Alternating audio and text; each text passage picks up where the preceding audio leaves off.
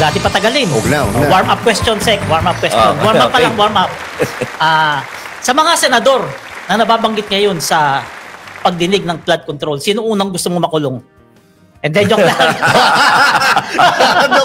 Alam mo, sa totoo lang, mga kasama ko dati yan sa kampanya at sila ay mga kaibigan ko rin.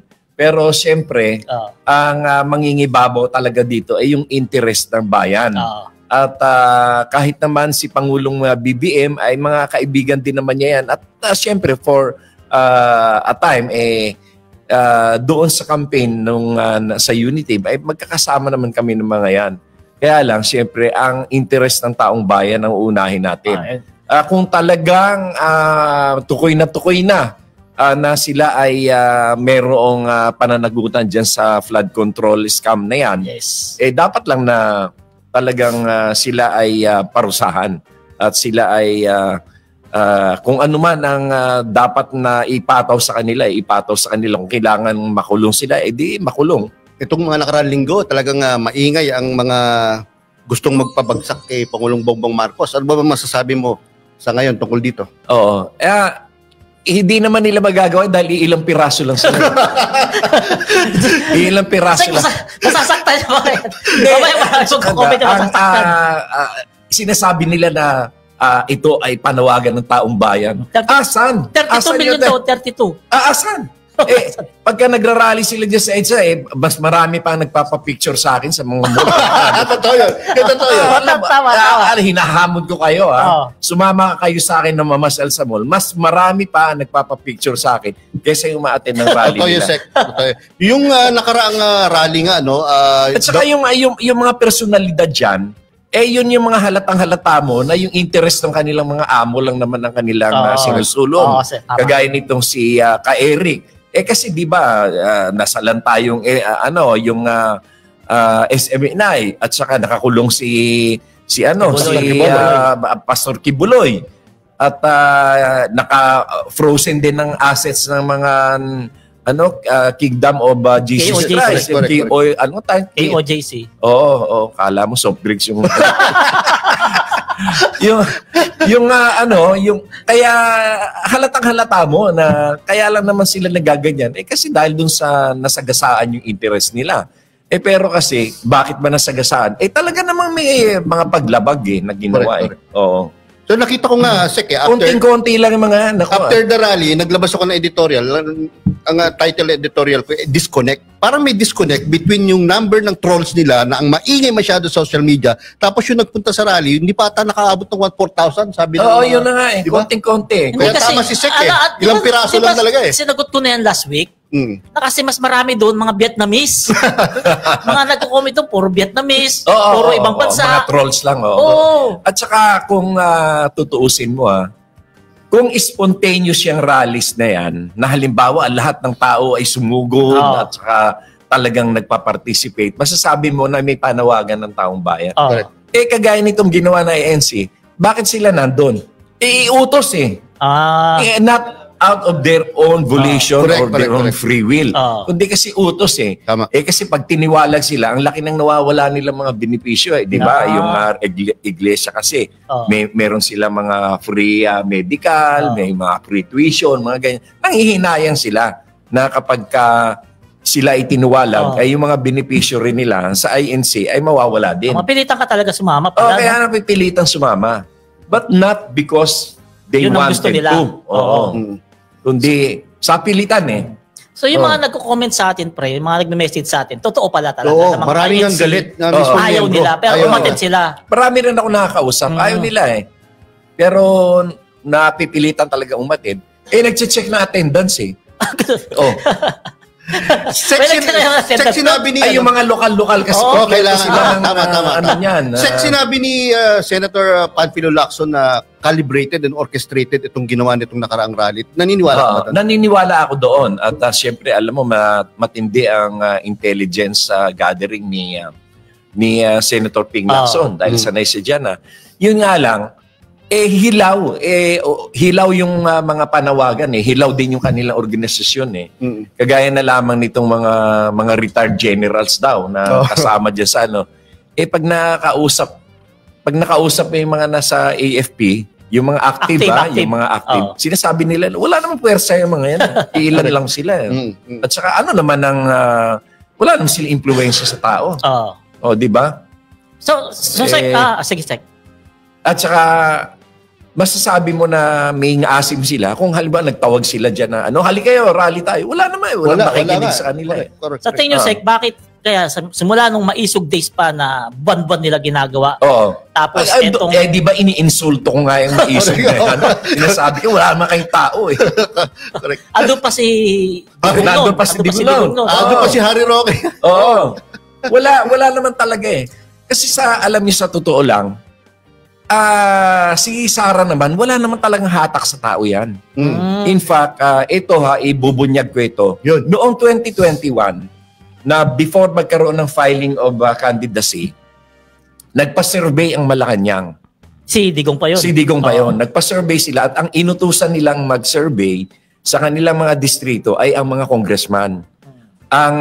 Yung tinatawag nila na internal survey. Ngayon,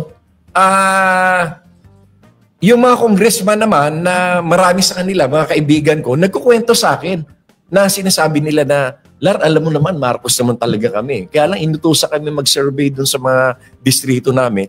Ang lumalabas ito nung tinipon na yan, nung kinulate na yung resulta ng kanilang mga survey, ang number 1 ay si BBM. Malayo, nasa 18%. At ang sumunod ay si Leni Robredo. Hindi si Sara? Hindi si Sara. Ito, malalaman mo. Si Leni ay nakakuha ng 11%. And si Isko ang pangatlo na nakakuha ng 6%. At si Sara naman ay 4% lang. Pang number 4 lang siya. Ang baba. Napakababa. So propaganda lang pala yan. That is the reason why kahit anong pilit ang ginagawa kay Sara noon tumakbong presidente, ayaw niya. Lumawit na yung dila nila Vivian Velez correct. kaka-run Sara run. Totoo. Kaya nangyari, wala. Even yung mga live podcast nila noon na nationwide daw na sinasabi nila Sara run, may mga chapters. Makikita mo yung views, 35, diba? 26, yung hindi man lang umaabot ng 100. So, paano mo masasabi may tao sila? And confirm yan, noong yung mga maisog rallies, walang tao. Mga upuan lang nandun. At saka, karamihan pa doon, mga bit-bit nila ng mga vloggers. Correct. So, ibig sabihin niya, check yung motorcade rally nyo nung eleksyon, karamihan doon, BBM talaga. Ay, BBM talaga yun. 99%. BBM yun. Nasaksihan ko yan kasi kasama ko Lahat ng rallies yan kasama ko At yung mga motorcade. Ngayon, ganito. Ikukwento ko bakit na si Sara ay tumakbong vice president. Nung matansya ni Sara na talagang hindi naman siya panalo, wala siyang kapanapanalo kay BBM kung tutuloy siya ng eleksyon. Nag-file siya as mayor ng Davao, di ba? Okay. At sinasabi niya talaga wala siyang planong tumakbo. Ngayon, nagagalit nga sa kanya yung tatay niya dahil ang gusto ng tatay niya ay tumakbo siya. No? Ang nangyari, may kumausap sa kanya na isang family friend na isang lawyer din na ang sabi sa kanya, alam mo ikaw, sikat ka ngayon, pinapansin ka ng mga tao dahil kasi anak ka ng presidente. Pag bumaba na yung tatay mo bilang presidente, makakalimutan ka rin ng mga tao and it will be very, very difficult for you to enter national politics.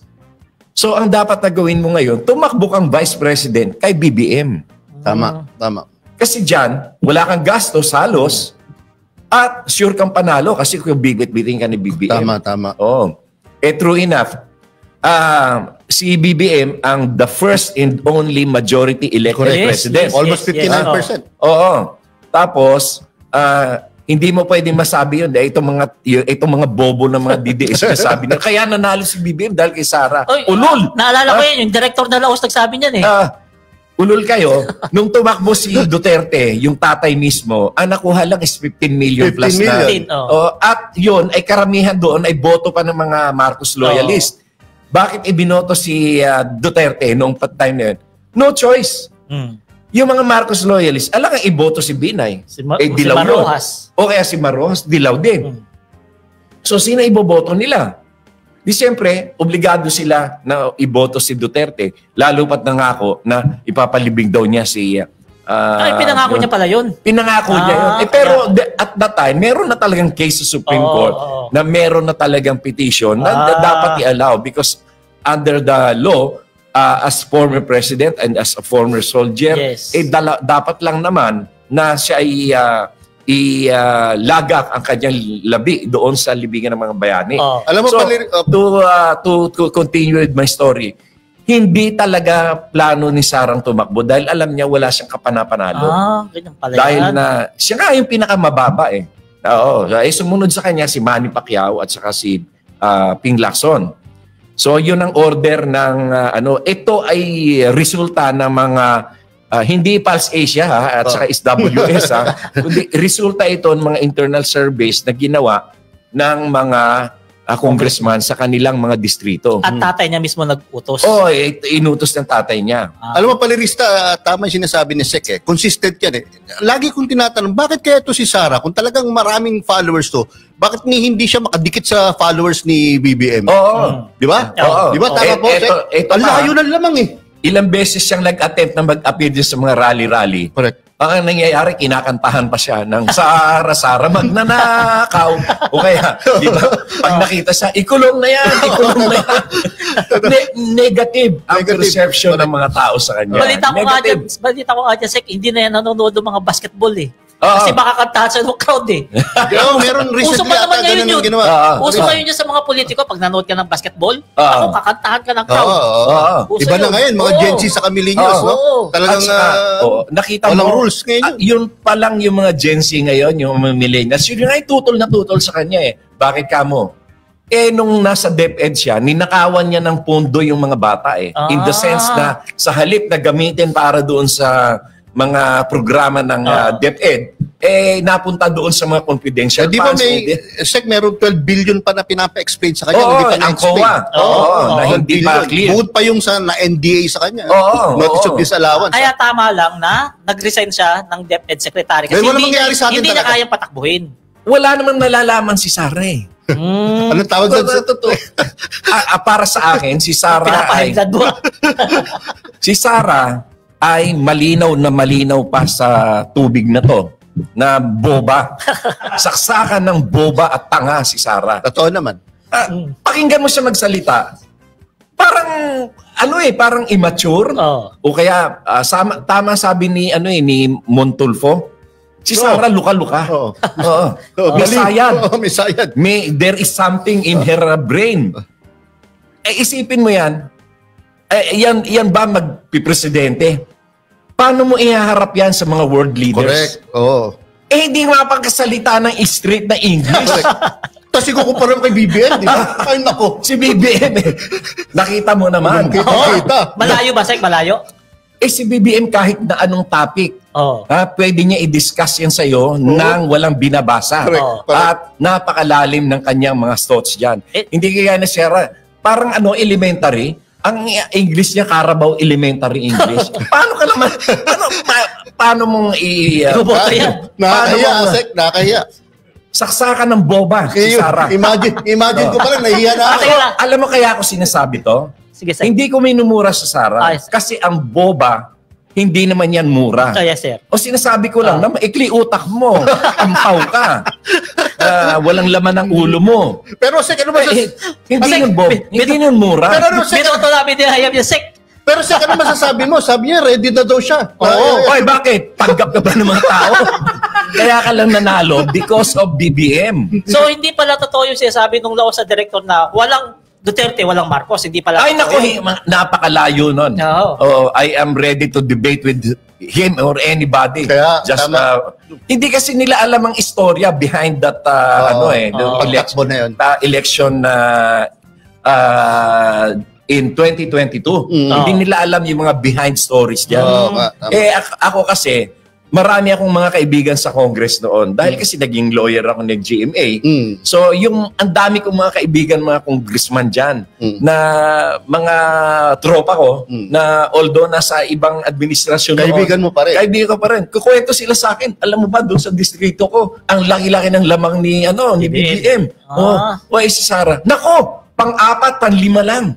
Oo, nagulat nga rin kami. So, nung sinabintin lang sa Malacanang, hindi ngayon makakibo ang Malacanang. Tatay niya. Hindi na nila kahit na anong pilit gawin nila kay Sara. Ayaw ni Sara kasi alam niya yung resulta eh. Yun ang as early as September, October 2021, number 1 na si BBM eh. Oo, totoo. Kasi meron din naman kaming sariling survey na hindi namin ginagamit ang Pulse Asia at saka SWS. Tama. Kasi puro naman kasinungalingan yung ginagawa ng dalawa yan. Can you confirm na scientific ang approach ni BBM sa mga ganyan? Di ba lagi siya nagpapasurvey? Oo, scientific yan. Dahil ang ginagamit namin noon na survey ay hindi Pulse Asia, hindi SWS. Ito namang OCA. Tsaka mas detalye, no? Mas detalye. At saka talagang reliable. Alam namin noon kung saang district, kung saang probinsya malakas, kung saan medyo mahina. At yun ay kaya talagang tinutukan din namin yung kung paano magkampanya sa mga lugar na yon. At nakikita nyo naman, pinatunayan namin sa mga motorcades. Di ba? Talagang bumubuhos ang tao. Hindi makadaan yung sasakyan. Oo. Yung mga rally nila Lenin noon, halata mong hakot di ba? Pero ito kay BBM no, talagang spontaneous. Correct. Lalo na yung sa Las Piñas. Matitest mo yan pagka motorcade. Kasi motorcade, walang announcement Dadaan ka ganyan, maglalabasan yung mga tao. Sek, meron akong mga sinulat ng mga nakaraan. Sinasabi ko na merong at least 4 factors para ang isang power grab ay mag-succeed. Una, compelling reason para tanggalin. Wala. Pangalawa, AFP support. Pangatlo, ay civil society support. At yung pang-apat, US support. Naniniwala po ba kayo tama? Naniniwala ako dyan. Ngayon, ganito. Ang civil society support, wala kakampik sa Sara. Correct. Ayaw nila. Ayaw nilang alisin si BBM kasi kung ang papalit si Sara, wag na. Mas matindi. Wag na lang. Parang sinusuka agad nila. Ganon din ang Dilawan. Yung normally or usually itong mga Dilawan against Marcos yan. Correct. Diba? Yes. Kahit walang dahilan, basta against Marcos. Pero this time iba no? This time, wag na si Sara. Kung si Sara rin lang naman, wag na! Yan ang sinasabi. Alam nila. Alam nila mangyayari. Isipin mo, even the Catholic Church na traditionally ay against or anti-Marcos, pagdating dito sa punto na dapat nang pag-resignin si BBM, ang sinasabi nila, hintayin natin, igalang natin yung demokrasya. Naglabas pa ng statement. Naglabas na ng statement ng CBCP. Correct. Ito pa, ang pinakamatindi dito, mismong yung Makati Business Club, pinupuri ngayon si BBM. Correct, Samantalang, traditionally, itong Makati Business Club, against Marcos yan. Totoo yan. Wala naman, sa history natin, against lagi yan. Wala naman. Hindi lang sa tatay, basta Marcos. Kahit walang dahilan. Basta anti-Marcos kami, period. Ganon. Pero this time, yung Makati Business Club, pinupuri yung economic developments natin, yung kung ano yung mga performance ng BBM administration, sinasabi nila na napakaganda ng 5.8% na GDP growth despite all these problems that we are having. And sinasabi nila na tuwang-tuwa sila doon sa ating inflation rate na umabot ng 1.3% last September, tapos ngayong November, mga 1.3%. Narinig ko lang At saka yung headline inflation rate na ang tinatalaga natin noon ay mga nasa 2% lang, umabot ng kasing baba ng 1.3%. Correct. From 6.1% during the time of Duterte. Isipin mo. So Sek, para sa'yo, hindi lang kalahati, kundi even below 1. Samantalang ang target ng gobyerno is between 2 and 4%. Pero below 2% ng ating average ngayon. And in fact, si Apa Ongpin, yung executive director ng Makati Business Club, kulang na lang, halikan si BBM sa... Sinasabi nga niya, the economic team of BBM should be considered as heroes. Correct. Tama yun. Yan, mga kabibem, So, Intro pa lang yan. Intro pa lang, ha? Hindi pa kami yung Eto, Sek, usapin natin itong si Ka-Coffee, phone in from US. May tanong yata siya sa'yo, Sek. Oh, sige. Ito yung kasama namin dito. Oo. Okay, shoot! Yan. Ko, Attorney Larry Gadon, no? Itong recent na mga pinagsasabi ni Amy Marcos patungkol po sa paggamit daw umano ng ipinagbabawal na gamot ni PBBM, may ginawa po kayong video. In fact, nag-trending po yan eh. And kasunod po niyan, may mga kumalat na nagsasabing yung ginawa ni Amy Marcos parang hindi dapat gawin ng isang kapatid. At may mga spekulasyon din na hindi naman daw talaga totoong kapatid ni PBBM si Amy Marcos. Ano po masasabi nyo dyan, Secretary? Total kayo naman po malapit na kaibigan ng mga Marcos. Ang ibig naman sabihin nun ni Presidente ay hindi yan yung kapatid ko. Ang ibig sabihin, hindi yan yung asal na dapat na gawin ng isang kapatid. Yun ang ibig sabihin ni Presidente nun. Hindi naman niya sinasabi na hindi niya kapatid sa dugo si Senator Amy Marcos. In fact, ako, sinasabi ko nga, yung mga nagbablog at saka yung mga nagkapakalat ng chismis na si Amy ay anak sa labas. ni Lacson, ni Mayor Lacson nung araw. Yan ay walang katotohanan yan. Hindi ako naniniwala dyan. Yan ay purely chismis. Yan ay purely paninira. Pero Sek, At ako, sobrang paggalang ko kay former First Lady Madam Imelda Marcos. No? Tama. Oo, mahal na mahal ko yung si Madam Imelda Marcos na yan. I consider her as a great mother. No? Wag naman nating bastusin si Madam Imelda Marcos dahil napakarami niyang nagawang maganda para sa Pilipinas. Ngayon, yung mga chismis na yan, si Amy, anak ni Lacson, walang katotohanan yan, walang basihan yan. Ang pinapaniwalaan ko, si Amy ay boba. Dito sa issue ng sinasabi niya na addict si BBM. Bilang kapatid, dapat mong ba gawin yun? Dapat mong idikdik yung iyong kapatid? Correct. At alam mo naman kasinungalingan yon. Saan ka nakakita ng addict na napakalinaw ng isip? At napakagaling magsalita. Napakatalino mag-discuss ng mga bagay-bagay. Napakatalino magbigay ng guidance sa cabinet. Correct. Alam mo yung ang sipag, ang ganda ng mga ginagawa ng mga gabinete ni Presidente Bongbong Marcos.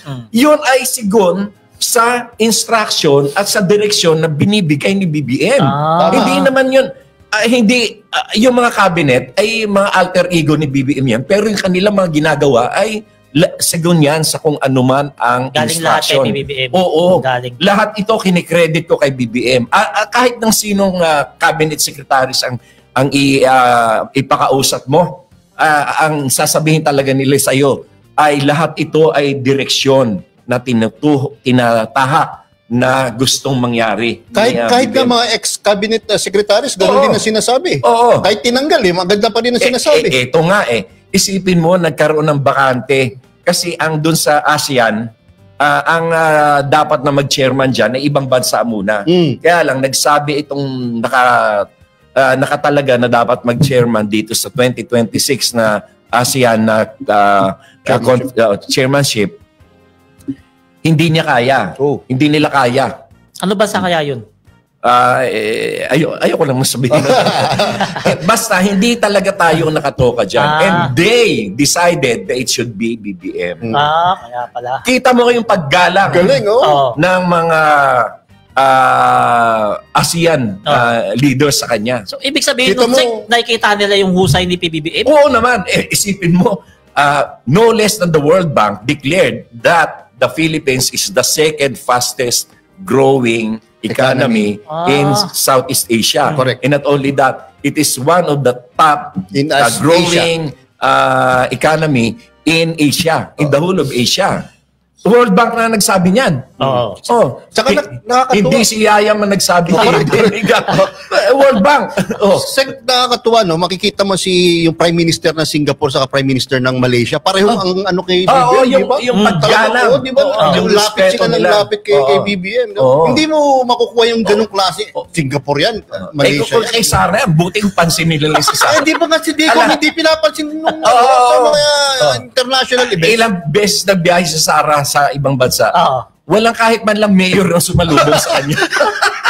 Siguro baka. Buti pa nga ako nung Buti Ibig sabihin, pa ako, kinikilala ako sa ibang bansa. Sa tingin ko, ito, real talk lang ha. Magsabay kayo sa mall, mas marami pa picture sa'yo. Ay, nako, oo.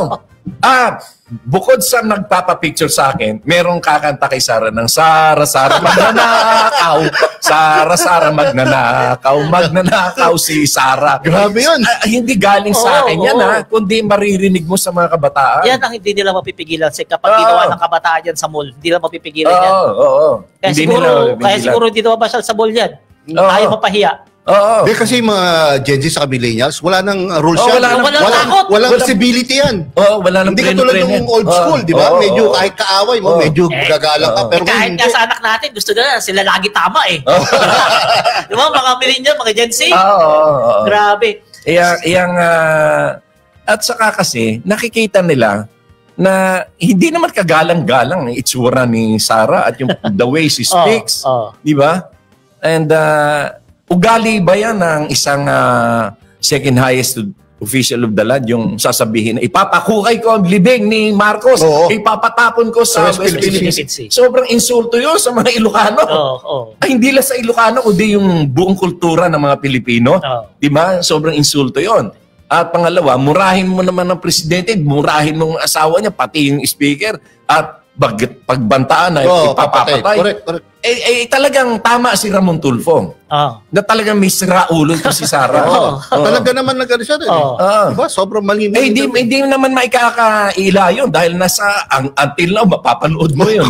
Kaya siguro, Sek, no, ayaw ng mga tao sa kanya. Kasi ayaw ng mga Pilipino yung ganung ugali.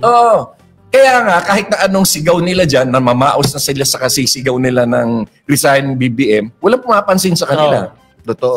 Kaya siguro nilalapitan na lang ngayon si Lenny, no? Alam mo, ito sinasabi ko kung bakit na walang pag-asang manalo si Sara. Iboboto ba siya ng mga KBL, Marcos loyalist, mga Ilocano, mga Waray? Natural, hindi. Inaaway mo yung idolo namin eh. Gusto mo ipatapon yung aming idolong si Marcos Sr. eh. Natural, yung mga Ilocano hindi siya boboto. Ngayon, ang Philippine politics is divided into two major political groups. Marcos at Aquino. Dalawa lang, yun lang? Yan yung major eh. Wala yung Duterte. Walang Duterte. Illusion lang yun. Illusion lang yun. Propaganda. Kagagawan lang ng mga social media nila yan. Ngayon ganito, yung mga dilawan, iboboto ba siya? Natural, hindi. May sarili kaming kandidato. Either si Lenny, si Risa, si Bam Aquino, or si Kiko Pangilinan. Correct. Ba't ka naman namin iboboto? Tinatarantado mo nga kami. Totoo. Ibig sabihin, pagkatapos ilagpaso yung pagmumukha ni Lenny, gusto mo iboto ko pa rin naming hayop ka? Tama. Natural. Umaasa ka pa iboto namin. Tama, pagkatapos mong ilang paso ng tatay mo, ang mga Liberal Party, pagkatapos mong parusahan yung mga kagaya ni De Lima, gusto mo iboto ko namin, ano ka, si Raul? Si Raulo ka talaga. Oo nga, tama. Ngayon, yung mga kaliwa, yung mga anak bayan, yung mga makabayan black na yan, iboboto ba siya? Natural, hindi. Kasi galit na galit sa kanya yung mga komunista. Galit na galit sa kanya yung mga kaliwa. Saan siya pupulot ng boto? Tama. Ngayon, yung mga ibang parties, yung ibang political parties, gagaya ng mga NPC, no? Yung mga yung Partido Federal, mga ganyan. Lakas. Lakas. Natural, hindi siya dadalhin. Kasi NUP. sila, yung mga yan. PDP lang. Kasi wala nang PDP, wasak na. Kunti na lang yan. Ilang piraso na. Ngayon, ito ang mangyayari dyan. Yung mga ibang political parties will just coalesce with either Marcos forces or Aquino forces. Kasi ang ano nila niyan, at least meron kaming 2-3 senador dito. O kaya, kung sa'yo naman, at least pwede kami magpasok ng mga ilang kandidato namin. And still, mabubuhay pa rin yung partido. O kagaya ng ginagawa nila, di ba? Meron silang mga several slots nung naka-reserve sa kanila. Ganyan ang mangyayari niyan. Pero si Sara, wala. Sek, merong mga political analysts saka nagsasabi na malakas pa rin daw sa Visayas, Mindanao. Kontrolado daw Kalokohan yun. Kalokohan yun. Ang alam mo ang Mindanao, napakaraming Ilocano dyan. Napakaraming Ilocano. Ganun? Oo. Oo, kasi Napakaraming Ilocano. Kasi nung unang panahon na bago pang presidente si President Marcos Sr., ay marami siyang mga biniyayaan na bigyan mga lupain dyan sa Mindanao upang para nga ma-develop yung Mindanao ay nagkaroon silang mga yung pinapunta na dyan yung mga maraming Ilocano ang binigyan niya ng pagkakataon mabuhay dyan. Kaya napakaraming Ilocano. In fact, yung mga big businessmen in Mindanao are Ilocanos. Correct. And even in Cebu, one time when we were campaigning in 2021, dahil si BBM ay busy sa ibang lugar, ako naman ang umattend doon sa dinner na hinanda ng mga Ilocano sa Cebu. Nagulat ako restaurant punong-puno. Mga negosyante, mga Puro Ilocano persons of influence, mga Ilocano. Mga yung mga may-ari ng mga kumpanya. Oo. Sila yung may mga impluensya. Kaya nga, sa Cebu talagang bumaha ang boto ni BBM dyan.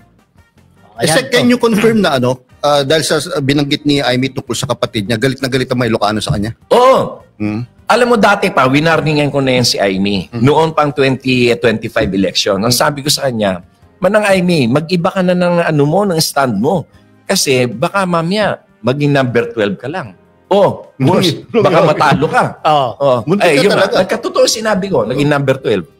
Muntik pa talaga matalo. Muntik pa siyang matalo dahil ilang daang libo lang ang lamang sa kanya nung 13-14 lang ang lamang niya doon sa number 13. Muntik na siya talagang matalo. Correct. So Sek, dito naman tayo Sek sa segmento namin, etong flood control ha. Oo. Okay. Sek, anong masasabi mo sa nangyayaring flood control ngayon na anong ugat ng pinaka problema na yan at anong masasabi mo sa paglaban ni PBBM dyan? Ang pinakaugat ng problemang yan ay walang iba kundi si Duterte. Totoo yan. Kasi kung hindi niya tinanggal Tama yan. Agree ako dun. kung hindi niya tinanggal yung partisipasyon ng mga LGUs Oo sa nga, pagtanggap Pag-approve? o pag-approve ng project sa turnover, Oo. hindi mangyayari yan. Ang nangyari kasi dyan, kahit na walang verifikasyon, ang ginagawa ng DPWH at saka yung mga kasabwat na politika, o sige, lagay tayong project niya kahit saan dyan. Tapos lagyan nyo lang ng semento, buhusan nyo lang ng ilang buhangin yan at semento. O tapos, ayan na, completed na, o bayaran na. Totoo yun. Kaya alam ng mga governors, Hindi ng kaya mayors. hangin ng mga mayor yung mga gobernador yun? National project yun Oo nga, no? Saka Ibig ghost sabihin na Saka national- iba ghost At saka, ang if it is a national project, walang pakialam ang LGU. Ang pakialam lang nila is yung acceptance. Oo. Inalis nga ni Duterte. Doon yun nagtataka si BBM, bakit inalis? Kasi nga para madali ang pagnakaw. Totoo yun. Para madali ang pagnakaw. Naibalik na yata no? Ay, ibabalik yan. Oo. Ibabalik. Pero Sek, nagtataka ako, hindi masyadong pinag-uusapan. Nung panahon ni Digong, may nagsabi sa akin taga-budget, reliable to ang insertion ng panahon ni Digong is hindi bumababa ng 200 billion per annum. Oo. Pero bakit hindi pinag-uusapan kaya yan? Yun na nga. Kaya nga ako nagtataka dito sa mga nagpoprotekta dito kay Diskaya na bakit, di ba nagsalita yung abogado nila Diskaya na nung tinanong sila, bakit yung 2021 lang ang inyong, 2022 lang ang inyong pinapaimbestigahan? Ang inyong affidavit ay 2022 lang. Di ba sabi nung abogado nila Diskaya, yun ang sinabi sa amin ang ibinilin sa amin ay mag-issue sila ng ang mga Diskaya ng affidavit ng detailing the scams on beginning 2022. Yung beginning lang sa termino ni BBM. Sino kaya yung nagsabi sa kanila? Si Marcoleta. Yun yung binigay na supina sa kanila na magdetalye ng mga proyekto from 2022, from the time of BBM. Totoo yan. Hindi sinama yung from 2016. Pinagtatakpan. Pinagtatakpan. Oo. So, yun ang nangyari. Yun ang nangyari dun sa... Sige. Kasi si mga Diskaya, nag-start sila lumago 2016. Sila Oo. mismo nagsabi. Sila naman nila. Billion ng kontrata nila simula 2016. billion. Tapos hindi mo isasama. Ano ibig sabihin nun? Talagang may tinatago. Oo.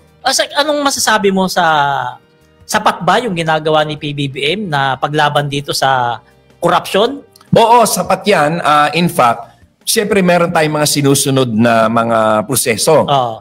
Nagtatanong yung iba, bakit hindi kaagad kasama yung mga congressman at yung mga senador?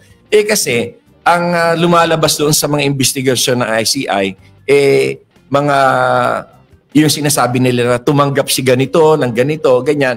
Wala pa sa ngayon ng clear proof or evidence na talagang nagbigay sila ng pera. Sinasabi nila na nagbigay ng pera. Pero kung tutuusin natin, kung talagang tutukuyin natin kung sino ang may unang kasalanan dyan, hindi siyempre yung mga tao sa DPWH.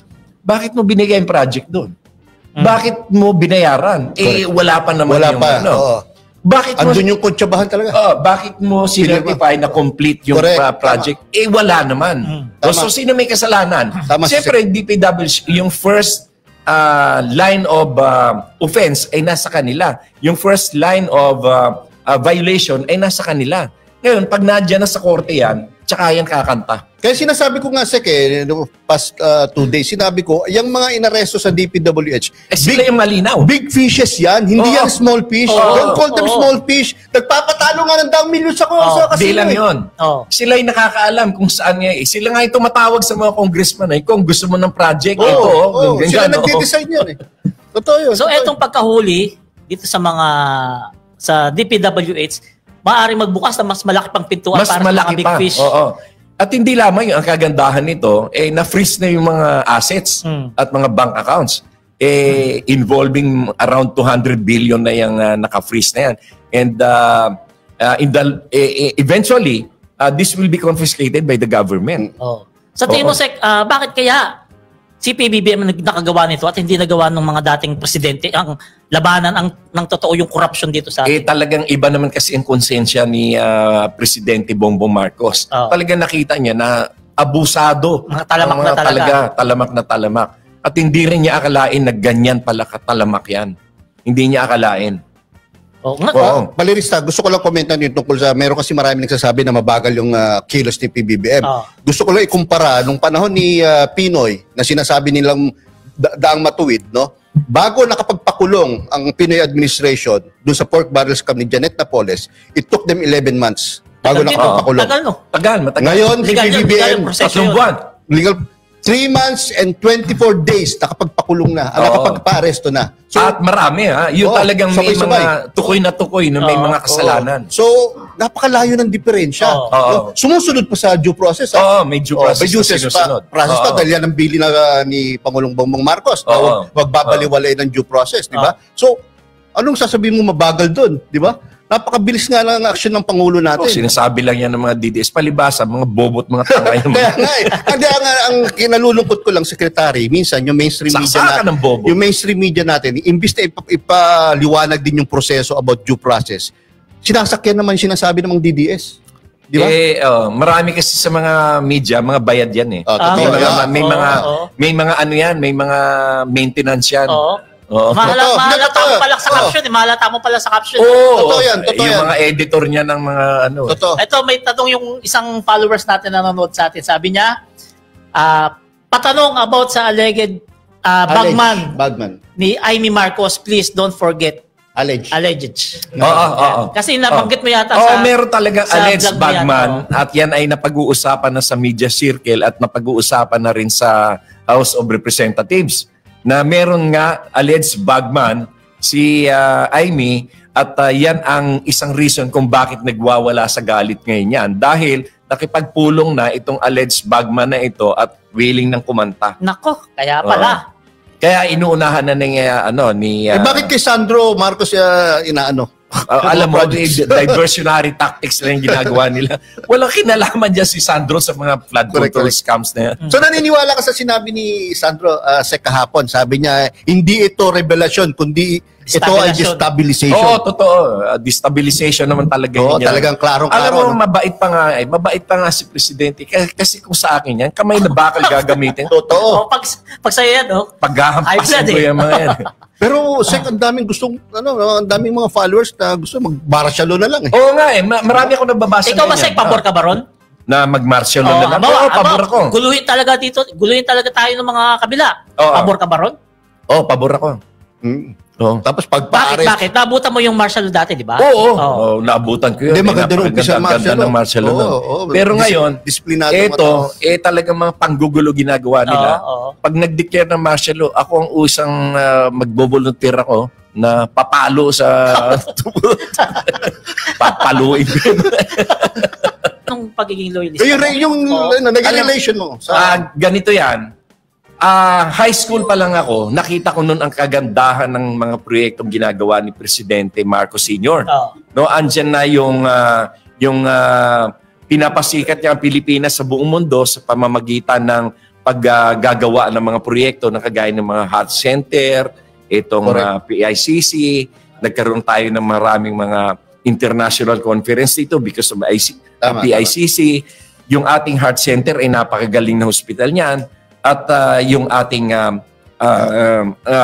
Children's Hospital, Kidney Center, Lung Center, at yung mga highway na pinagawa niya, yung North Luzon Expressway, yung South Luzon Expressway, yung mga tulay na pinagawa niya, yung mga eskwelahan na pinagawa niya. Talagang para sa akin, napakaganda ng vision noon ni Presidente Marcos Sr. Napakaganda. Kaya dahil yung panahon na yun, ay nakikita ko yun dahil panahon natin yun nung yung ganong administrasyon ni Pangulong Marcos Sr. Kaya nung siya ay pinaalis, ay talagang 1 week ako na nagmumukmok sa bahay. No? Tumiiyak ako.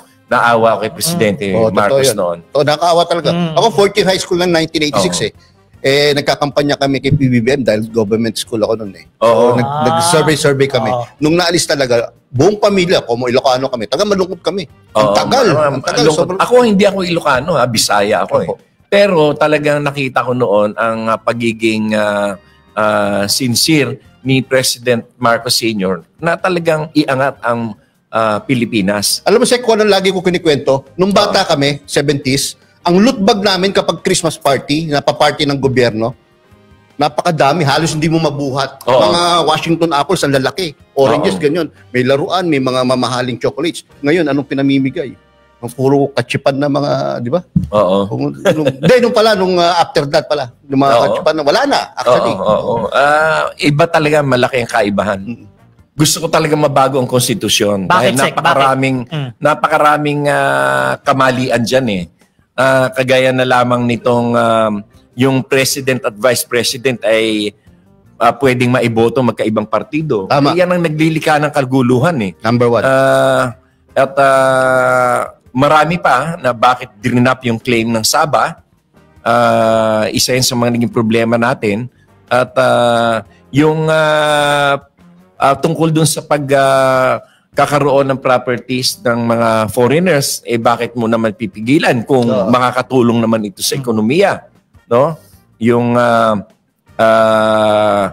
itong rule ng 100% ownership ng mga ibang industries na kung baga sa wala namang lohika na kailangan i-impose mo yung ganun. Kaya nga napipigilan yung ating paglago na ekonomiya. Masyadong wordy yung wordy masyado. Hindi na flexible yung ating Congress sa paggawa ng batas.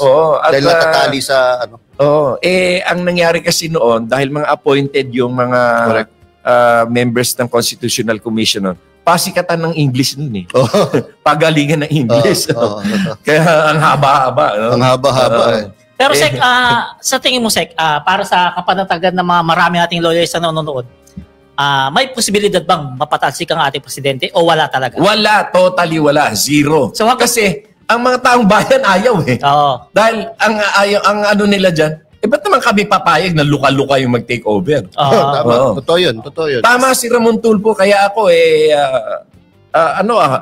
sang-ayon ako kay Ramon Tulfo na hindi dapat na paalisin si BBM dahil ang magiging kapalit ay isang luka-luka. Ito pa. Isang comment. Hindi ako nagsabi nun si Ramon Tulfo. Mapapanood nyo naman yun. Bakit na tayo? Sinare ko yun. Totoo yun. Ito pa, luka-luka yan. Ito, comment pa.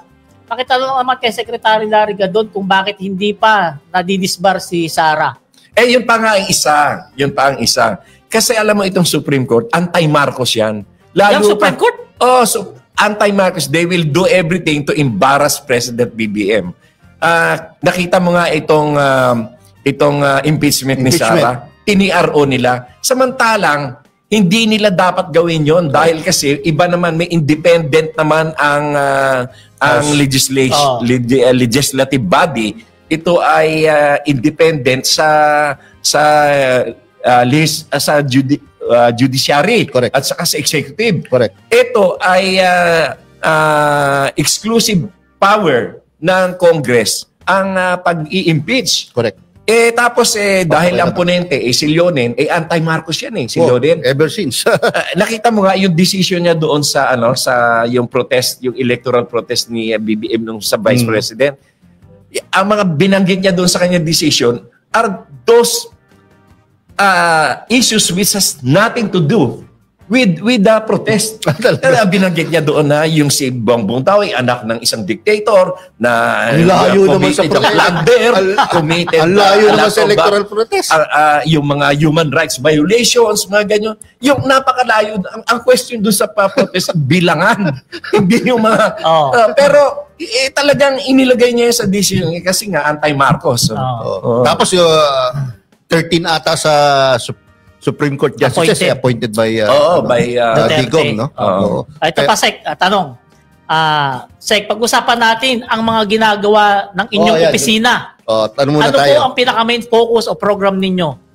Ngayon ganito, ang aking role ay... At teka, sa mga hindi pala nakakalam, si Sek Gadon pala ay Office of the Presidential Advisor of for Poverty Alleviation. Yan, pala siya. Okay. Napakaganda ng ating poverty alleviation efforts ngayon under BBM. No?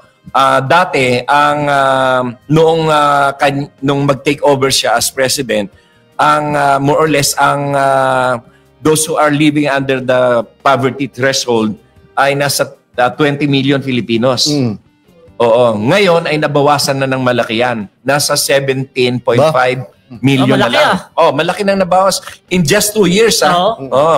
And then, ang nangyari ngayon, dahil ang talagang solusyon dyan sa poverty is yung bigyan mo ng trabaho at hanap buhay at tinikakitaan mga tao. Yes, For the first time in 20 years, nagkaroon tayo ng 96.2% na employment rate. Tama. Pinakamataas ito sa 20 taon. Okay. Ayun? Oo, sa 20 taon.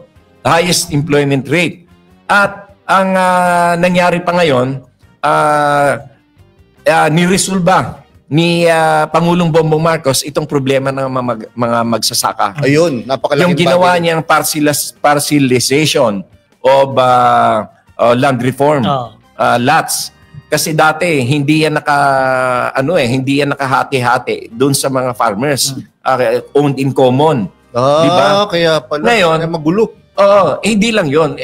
Paano kung ikaw ay farmer, magsasaka ka ng lupa na hindi mo naman alam kung iyo o hindi. Kasi owned by common yan. Di ba? Ang mangyayari ngayon yan, hindi ka gaganahan. Ba't ako magtatanim? Ba't ko pag-uusayan? Hindi naman akin yan Tapos hindi rin mamanahin ng anak ko. Ang ginawa ni Pangulong Bongbong Marcos, nagkaroon siya ng parcelization ng lahat ng mga land reform at inaward niya yung mga titulo sa mga farmers. And there are about more than 90,000 land titles na ipamahagi na sa mga Ayan yung ginagawa ni Secretary Conrado Estrella III. Kanina lang ata namigay na naman sa Negros siya. Ang target nga niyan ay before the end of the year ay tumungtong na ng 100,000 yung titulo na naipamigay. Kaya naman yung mga farmer, kung halimbawa ikaw ay farmer ka, gaganahan ako na Correct. pag-usayin ko. Hawak mo na yung titulo mo. Dahil akin ito Hawak ko ako na yung may-ari Di ba? Tapos ang ginawa pa ni Pangulong Bongbong Marcos, kinondon niya Correct. yung pagkakautang ng mga farmers under the land reform. Kasi noong pinamigay sa kanila yung lupa na yan, kailangan din nilang bayaran ng unti-unti. Ang laki ng utang nila. Ang total niya, mga 50 billion lahat yan, kinondon ni BBM. Sabi niya, hindi na natin dapat pagbayarin dahil para makaroon sila ng fresh start. Di siyempre, ganado ngayon yung mga dahil wala silang babayarang utang Yung kanilang kinikita doon sa kanilang mga farms ay maibabalik nilang pangpuhunan uli doon sa sunod na patanim nila. Nakakatuwa nga yung mga ini-interview na matanda, 70 years old, 80 years old, umiiyak sila Ngayon hawak ng Sek, ano ba yan? Kasama ba yan dun yung dalawang sinabi mo? Kasama yan sa New Agrarian Reform New Tenant Emancipation Act. Yun. Kasama yan dalawang sinabi mo niyan. Sa tingin mo, bakit nung panahon ni Duterte hindi yan ginawa sa magsasaka? Hindi niya tinulungan ng ganyan, nagaya ginagawa malasakit. Di ba sabi nga niya, wala akong pakialam sa mga mahihirap. Grabe. At saka hindi lang yun. Di ba, basta adi ka, patay ka. Pero yung mga big time drug lords, buhay kayo. Kapicturan. Sek, can you confirm, dahil ikaw nasa gabinete ka, nagkakaroon kayo ng mga malaliman na reports na natatanggap, can you confirm na talaga napabayaan ng agrikultura sa loob ng ilang dekada? Napabayaan talaga. Napabayaan. Nakikita mo, di ba, nagrarally nga noon yung mga farmers. Ngayon, natutuwa sila. At hindi lamang yun. Walang nagraraling magsasaka ngayon, no? Wala. Kahit dati, buwan-buwan ang tinatagal nila dyan. Yung samahan ng magsasaka, yung mga ganon, yung sila Tadeo. Tahimik sila. Tahimik sila. Saka sa DAR, laging meron na rallyista doon. Doon na tumitira. Sa DAR, sa circle. Kasi tagal dyan Quezon City ako Lagi kong dinadaanan yung dyan. So, ibig sabihin, kontento sila sa PBBM. At hindi lamang yon. Talagang nakakarating sa kanila yung mga tulong. Interviewin nyo yung mga Filmeco. Makikita nyo yung talagang mga binibili lang mga kagamitan. Nakasama tayo sa Nevesia nung nagbigay si Pangulong Bongbong. Mga gano'n. Mga traktor. Tapos yung rice system, rice facility. Dahil dyan, alam nyo ba na nagkaroon tayo ng karagdagang ani ng palay ng more than 300,000 metric tons. Wow. Ngayong taon? Itong 2024. And alam mo ba, for this year, alam mo ba na number 7 ngayon ang Pilipinas sa top rice producing countries? Dati, pang-8. Ngayon number 7. In just 2 years na pamamahala ni Pangulong Bongbong. Sek, matutuloy ba yung record-breaking year natin ngayong taon? Dahil na unti-unti nang nagkakaroon ng resulta itong mga proyekto at mga programa ni Pangulong Bongbong Marcos. Sa tingin mo, Sek, dapat bang i-amend yung rice tarification law ni Duterte? Dapat talaga ibasura yun. Si Sitya Villar gumano. Sabi niya, i-amend lang daw. Ibasura na pala kay Sek. Hindi, dapat ibasura yun. Bakit, at Sek? gumawa ng panibagong batas na buhayin muli ang powers and authorities of the NFA. Ito, Sek, tanong ko lang. Yung NFA, napakaganda ng role niya noong panahon ni President Marcos Sr. Yun nga, Sek, tatanong ko. Noong panahon ni President Marcos Sr., number 1 tayo sa pagsasaka. Bakit ngayon hindi na natin kaya? Hindi na yun. Nag-export pa nga tayo noon Ba't hindi natin magawa ngayon? Dahil nga kasi, napabayaan yan, napakaraming mga bagay na napabayaan nung mapaalis nila si Presidente Ferdinand Marcos Sr. Totoo yun. Magmula sa patubig, sa mga kooperatiba, electricity. Ang dami na pabayaan. Kaya bumagsak talaga ang ating rice production. Sek, ano ba ang aabangan sa inyo ng publiko maliban sa sinasabi nila sana tumakbo ka uling senador? Yung pagtakbo ng senador ay hindi ko yan dinidesisyonan unless na utusan ako ni Pangulong Bongbong Marcos. Dahil alam mo, ako ay isang loyal na sundalo. Kung anong gusto niya ipagawa sa akin, kung anong gusto niya ipatupad, yun ang aking gagawin. Ngayon ganito, napakaganda ng ating social protection programs na ginagawa ngayon ng DSWD at ang ating housing na ginagawa naman ng National Housing Authority at saka ng DSUD.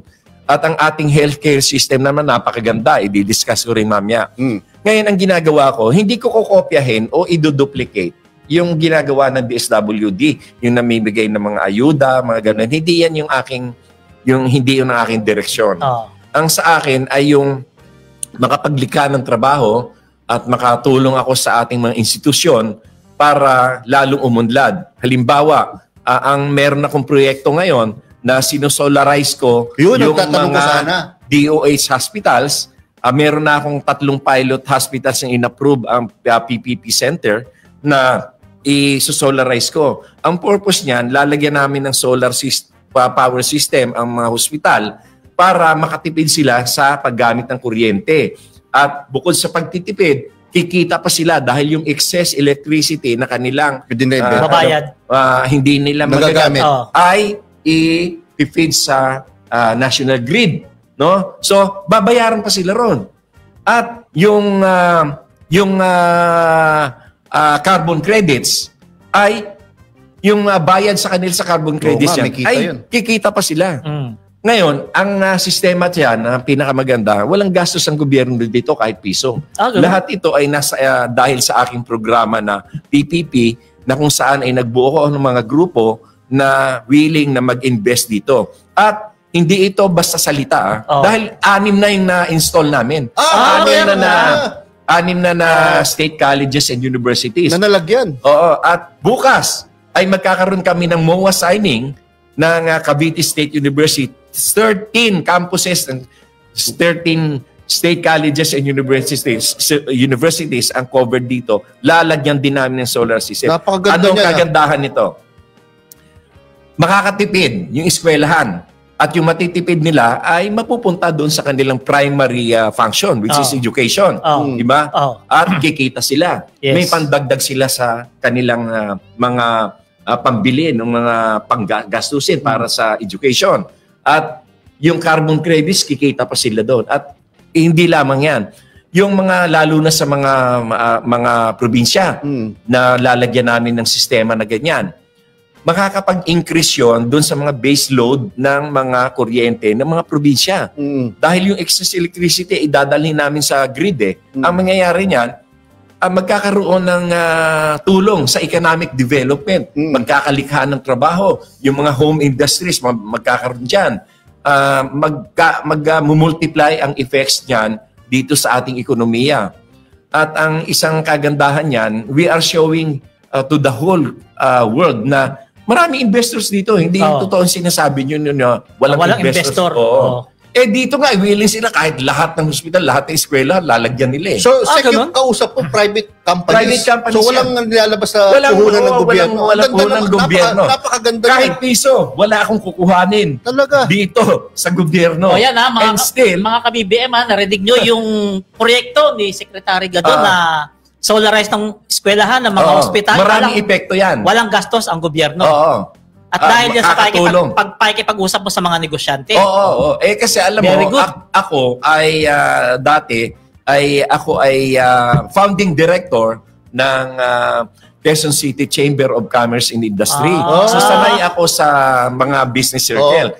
And not only that, kahit nung ako ay nag-lawyer pa, hindi naman ako nag-a-appeal sa korte.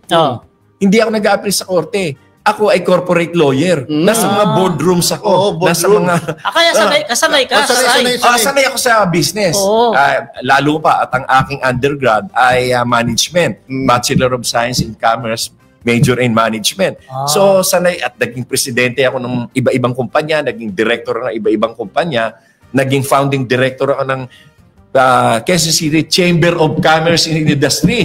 So sanay na sanay ako sa ganyan. So ito, binuo ko ito para makatulong tayo sa ating mga kababayan nang hindi, kasi ang panuntunan kasi ni Presidente Bongbong Marcos, ang direksyon na pinatahak namin, na binigay niya, huwag na tayo umutang. Hanggat maaari, huwag tayo umutang.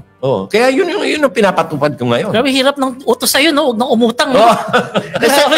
Anong target mo hanggang 2028? Hanggang gano'ng karaming state colleges, gano'ng karaming DOH hospitals? Yung mga DOH hospitals, there are 87 national hospitals.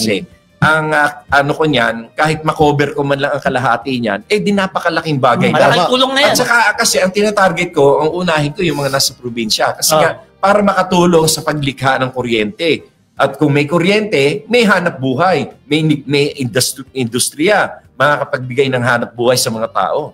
Ganyan na rin ba gagawin? Noong isang araw, si Presidente nagpunta sa isang housing project na merong solar yung mga... Oo. Cavite yata yun. Ganyan na ba gagawin? Ganyan na talaga model natin? Oo, ito yung model niya. Kaya lang, ito sa akin malakihan ito. Oo, kasi dahil state colleges institutions ang DOH aking kausap yan, mga bahay-bahay lang eh. Oo, institutions itong gagawin ko. May nagpapatanong kanina na wala lang rito eh. Papatanong niya kung ano ang masasabi mo sa pagkatao ng FL na hindi alam ng mga publiko. Yun ang gusto ko malaman. Ito nga, hindi ko makita yung kulit. alam mo ba, galit na galit talaga ako dito kay Amy Marcos. Sa totoo lang ako galit na galit. Dahil kanyang dinidikdik at kanyang every opportunity. Kanyang inaalipusta si First Lady Liza Araneta Marcos. Ang sinasabi niya na kaya ka lang pinakasalan kasi para mabago ang direksyon ng buhay ni... ganun? Oo, ganun. Ang sama. Hindi ikaw yung pinakamaganda sa mga girlfriend. Dapat mo ba sabihin yun? Unang-una, alalahanin ni Amy. Noong panahon na minahal ni First Lady Liza Araneta Marcos, si BBM, yun yung panahon na dapang-dapa si BBM. Totoo. Inaapakan, iniinsulto, minumura. Wala na. Nasa New York sila nagkakilala. Si BBM noon parang lagpak pala noon. Lagpak sa apartment lang nakatira. Kinikwento nga niya, di ba, si Mar Rojas nga, ina-accommodate lang siya sa apartment ni Mar Rojas dati. Totoong wala silang panggastos, no? Wala, di ba nga, dapat marinig mo kung paano niya ikwento na even yung first date ni BBM at saka ni Liza, si Liza pa yung nagbayad. Hindi si BBM. Hindi nyo alam yun, ha? Dito nyo lang kami narinig yun. Revelation ni Secretary Ganon. Kung ikaw ba naman, bagsak na bagsak ka, lahat ng tao iniinsulto ka, inaapakan ka, dinuduraan ka, tapos mamahalin ka ng babae, tapos pustain mo yung pagmamahal na binigay. Kagaguhan niya talagang itong si Amy pagdating sa bagay na saksakan ng boba. Pero grabe nalaman ng mga viewers natin ngayon sa sinabi mo na unang date ni PBBM at saka ni First Lady, si FL ang gumastos, hindi si BBM kasi walang pera. Gumagawa ka ng reels, ha? Gumagawa na po siya ng reels, ha? Ganun. Yun, ang ibig ko sabihin dito, minahal niya yung tao kung kailan sila dapang-dapa. Na hindi nga nila malaman kung anong mangyayari sa kanilang buhay Dahil, di ba, tinutugis sila noon, inuusig, sinisiraan, katakot-takot na kaso sa kanilang pamilya. Yung tao, despite that situation, minahal mo pa rin. Naging nanay ka pa ng 3 anak niya. Na matitino, magagaling. Pagkatapos sasabihin mo, inaalipusta mo, kaya ka lang pinakasalan kasi hindi ikaw pinakamaganda grabe naman pang i-insulto ginawa niya. Saka parang unbelievable na si BBM sa si Plum parehong addict, tas pati si Sandro daw. Tapos magre-raise ka ng napakagandang pamilya, na napakatidnino, napaka-professional, napakatalino. Hindi naman may tsura ni Sandro, yun ba yung addict? Kung gano'n yung addict, mag-addict na tayo dalawa. Totoo yun. Kung nakakapogi yung addict. Di ba? Sabi ko alam mo eto, hindi nyo alam siguro itong kwento na to na si Sandro at yung ibang mga anak ni Presidente, kaya sila napakagaling mag-Ilocano, nag-aral sila ng elementarya sa Ilocos Norte. Sa Lawag. Hindi sila sa mga international school. Nag-aral sila sa At si First Lady naman noon, ang kanyang trabaho noon ay bilang abogada at siya ay nagtuturo sa college doon sa Lawag. Ganon sila kasimple. So hindi pala sila at walang kinukuha sa sweldo, pinibigay sa mga estudyante. So, ibig sabihin, nung kabataan nila, Sandro, hindi pala sila yung mamahaling school, Hindi. Hindi sila. Mga kaibigan nila, mga ordinary Ilocano. Totoo yun. Kami, nung nagka-campaign kami sa Ilocos, si Sandro magsasalita ng Tagalog. At maya-maya, straight, very fluent na, Ilocano. Flawless na Ilocano. Doon mo makikita na itong mga tao, totoong tao itong mga ito. So, saan na ba yun? Yung nakita ko Meron dito eh. kasi meron nung isang araw naglabas ng interview si Secretary Benhar Abalos, Alarista, Secretary Benhar Abalos, sinabi niya, totoo ba Sek? Sabi niya, ito makakapatunay. sabagay, yung sinabi niya na ano ba yung sinabi ni nagbigay Bebo? ng kidney, tapos asthmatic, ano man sabi Di totoo ba yung Sek? Isa lang kidney ni BBM? Oo, totoo yan. Yan ay nasa libro ni Colonel Aruisa. Oo. Yung aide-de-camp ni Presidente Ferdinand Marcos Sr. Nakasama niya sa Hawaii nung na-exile sa Hawaii. At doon talaga naging matindi. Dito pa lang sa Pilipinas noon ay talagang meron ng karamdaman. Si Marcos Sr., si Apo Lakay Marcos, sa kidney. At maraming tinest noon na mga donors na posibleng magpagkuhanan ng kidney. Walang pumasa. So si BBM ang nag-volunteer na baka pwede ako dahil kasi kadugo. Oo. Ayun, after the test, nag-match. So, binigay. Ganon kabait, ganoon ka gandang loob, gandang ang puso ni Presidente Bongbong Marcos na pwede naman tayong bumili ng kidney ng iba. Pero hindi, itong sa akin na dahil para sigurado tayo na magmamatch. Ayun. Kaya si BBM, isa lang ang kidney niyan. Imposible mag-drug addict yan. Tapos may asthma pa. Nako, di ba nga 3 beses na COVID yan? Oo nga. Muntik na. siya? Mag-drug addict ka ba? Napaka-prone mo nga sa illness. Kahit siguro sigarilyo, hindi no? Hindi. Hindi na Pati liquors. Hindi. Kasi dati nag-dinner kami ni BBM sa bahay ko. O di nung pagkatapos na mag-dinner ay lunch pala. Nag-lunch. Tama-tama, lunch. Dinner pala yung sa bahay niya. Nagpunta sa bahay ko yan. Nag-lunch kami noon. Yun noon ay nung pinaplano pa lang namin tumakbo. Hindi pa talaga decided. Platyado. Pinag-uusapan pa lang namin. Di pagkatapos namin kumain, inalok ko siya kung gusto niyang uminom ng brandy o whiskey. Ayaw niya kasi nga daw hindi po pwede siyang umiinom ng mga ganon. Ganon? So ang ininom lang niya ay San Mig Light. Isang bote lang. Saka maaga daw matulog to. Sek, maagang matulog lang. Oo. At saka araw-araw yan nagsiswimming yan para sa lungs niya. Ganon? Oo. Naisisigit niya pa kaya ngayon yan? Naisisigit niya pa kaya? Siguro naman. Yan ang mga ka-BBM. Hindi man araw-araw. Ang dami niyong naririnig na bago kay Secretary Gadon. Sa solid na loyalista ng pamilya At saka alam mo, musician din yan si BBM. Magaling mag-gitara yan. At saka saxophone. Kung ikaw ba naman addict-addictus ka? Hindi ka makaihi. Saka di ba pag-addict sa okay, yung singot ka ng singot? Oo. Saka sabi nga ni Professor Carlos, yung hindi ka makapagbuo ng 2 sentence na magkasunod. Para si Sarah. Kung tutusin, ang ugaling addictus ay si Sarah kasi hindi makapagbuo. Akala mo sa totoo lang mas magagaling pa yung mga magsalita, yung mga high school dyan sa Ateneo at sa Lasal kaysa kay Sarah. Si Sarah boba ang kitid ng utak. Example ko na lang sa iyo, di ba? Nung tinanong siya sa Dahig, may isang reporter nagtanong na, aware po ba kayo sa mga sitwasyon na nangyayari ngayon sa Pilipinas? Ang sagot niya, hindi kasi magkaiba naman ang timeline dito at saka doon. Kabubuhan, napakatanga, di ba? Sinabi niya yun? Oo, sinabi niya. Saksakan ng tanga. Isipin mo, cellphone lang. Kahit saan sulok ka ng mundo, kung gusto mo alam mo man nangyayari dito. Ibig niya sabihin, hindi siya nakasubscribe sa mga, halimbawa, Manila Bulletin, Inquirer, Philippine Star, para makita mo yung, yung news. Alam mo, kahit ako nga, nasa abroad ako, kahit nung nasa Russia ako, nasa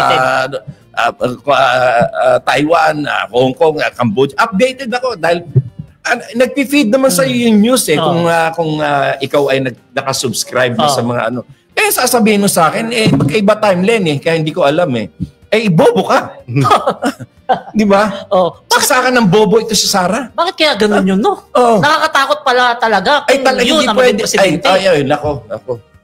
Nako. Titirahin yan lahat ng confidential funds. Intelligence funds.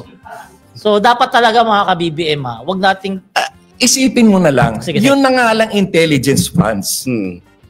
Isipin mo yan hindi naman involved sa anti-terrorism, hindi naman involved sa anti-crime, yung Office of DepEd. DepEd.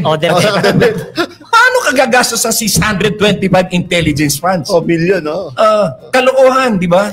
Kaya nga nag-create ng mga Mary Grace Beatos, kung ano-ano. Ito maganda tanong dyan. Magellan. Ito maganda tanong dyan ngayon. Sa mga nanonood sa atin, ha? Ang sa tingin mo next year, gugulong kaya ang impeachment? Well, sa sariling opinion mo, sir? Gugulong yan. Sapagkat obligado ang mga House of Representatives members na we have to uphold the law. Tapusin nila yung sinimulan nila. Matutuloy yan. Sa aking palagay ay matutuloy.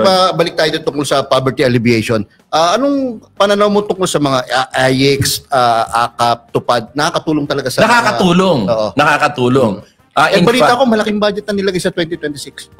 Kasi naman, kailangan ng ma-sustain ang ating mga social protection programs dahil na umaangat na kagaya na lang halimbawa nitong 4Ps. Alam mo ba na ang dami nang napag-graduate na mga kabataan ang nagawa nitong 4Ps. Kasi ang 4Ps naman yan ay ayuda para doon sa mga pamilya na may mga nag-aaral na anak.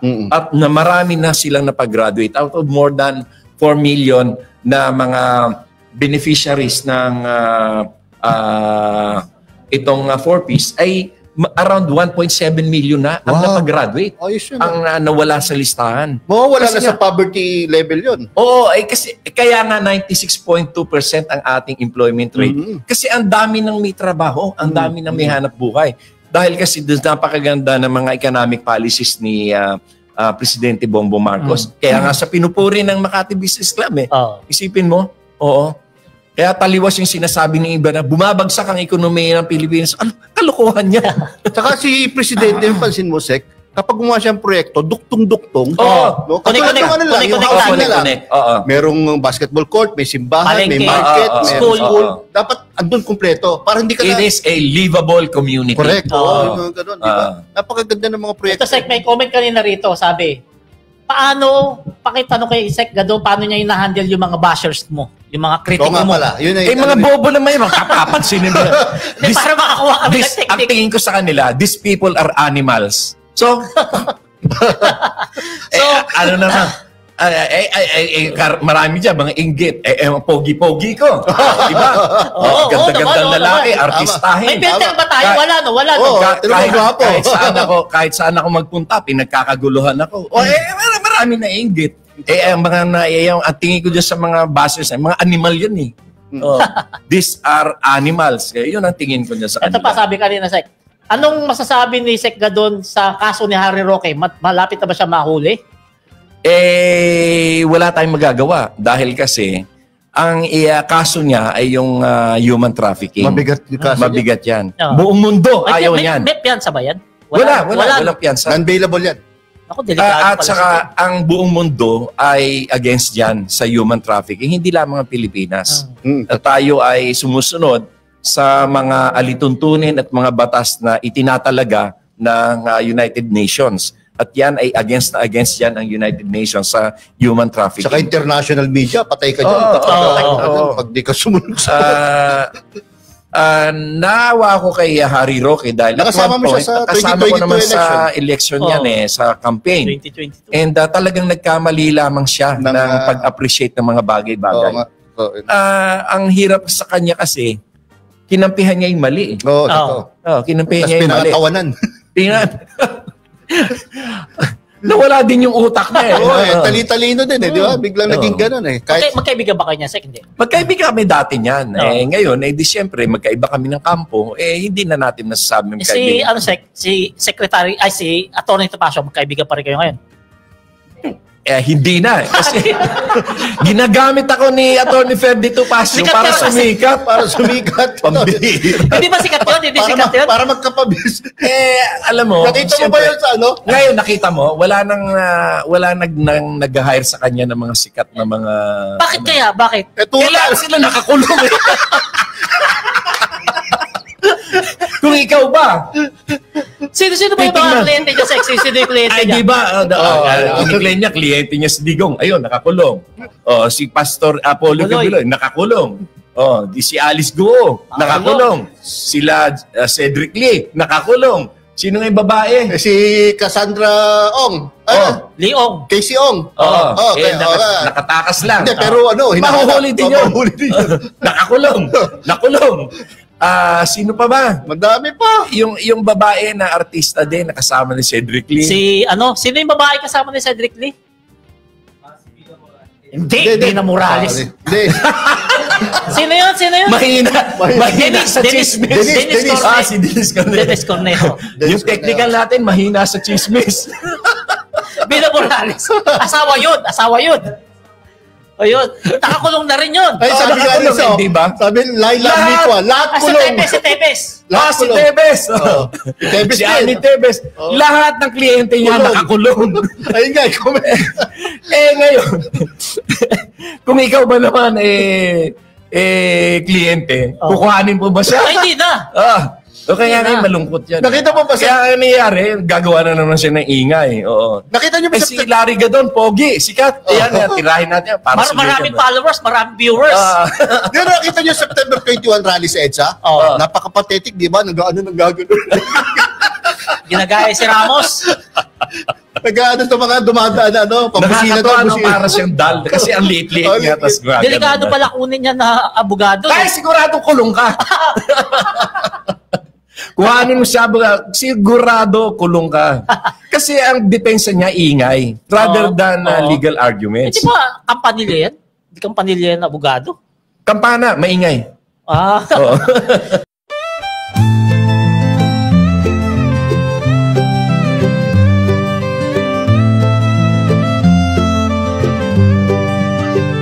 Sa bawat pagsikat ng araw, ikaw ay nandyan.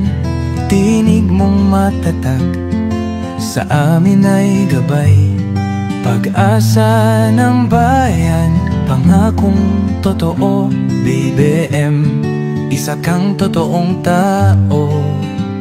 Sa mahirap at api, ika'y sumusuporta.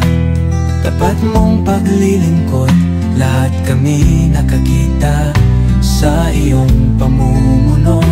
Bayan ay umaangat, bagong Pilipinas, pangarap ay tapat.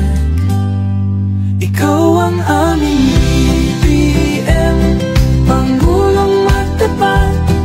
Sa puso ng masa, inaangat ating watawat. Sa hirap at ginhawa, ika'y kasama. Pilipinas ay papangon, dahil ikaw ang pag-asa. Mula Luzon, Visayas, hanggang Mindanao, boses mo'y umaabot. Dala ay pag-ahon, magtulungan, magkaisa. Sabi mo sa lahat, para sa bayan, ikaw ang aming alamat. Ang pangarap mong bansa, taas noo masagana. Manggagawa't magsasaka, binigyang halaga. Serbisyong totoo, hindi pagpapanggap. Ang puso ng bayan, ikaw ang hinahanap. Ikaw ang aming BBM, Pangulong matapat. Sa puso ng masa, inaangat ating watawat. Sa hirap at ginhawa, ika'y kasama. Pilipinas ay babangon, dahil ikaw ang pag-asa.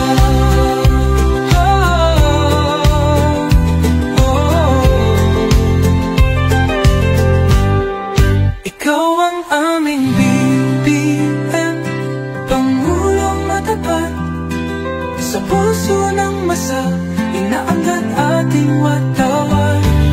Sa hirap at ginhawa, ikaw